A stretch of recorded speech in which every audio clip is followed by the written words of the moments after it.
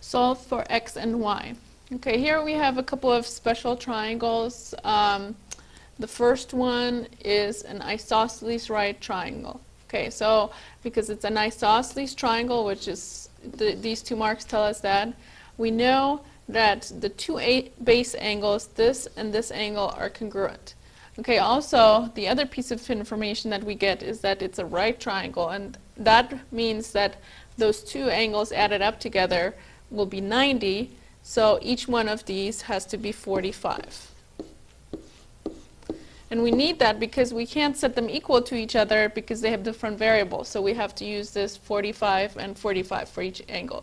So the first angle, 3x equals 45. So we divide both sides by 3, so we get x equals 15. The second variable, y, so we get y plus 7 equals 45. So we're going to subtract 7 from both sides, so we're going to get y equals 38.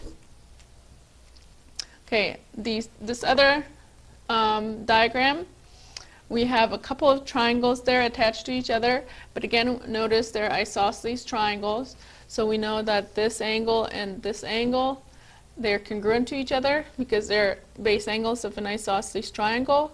So set them equal to each other.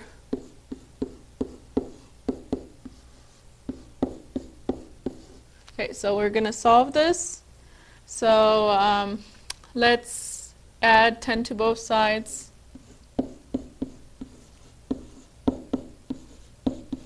And we're going to subtract 3x. So x is equal to 10. Okay, so now that we have this, oops, that's an x right here.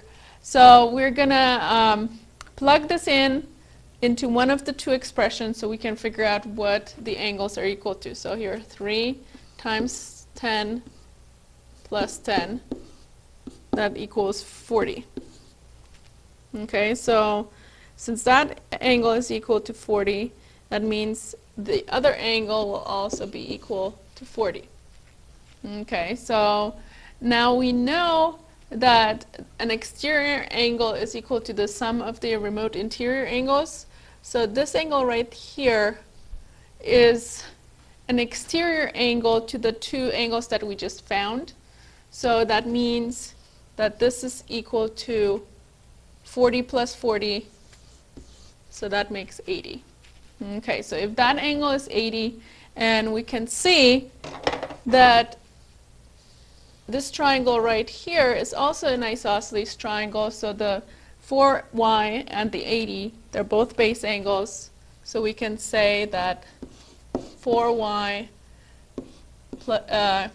equals 80, so y equals 20.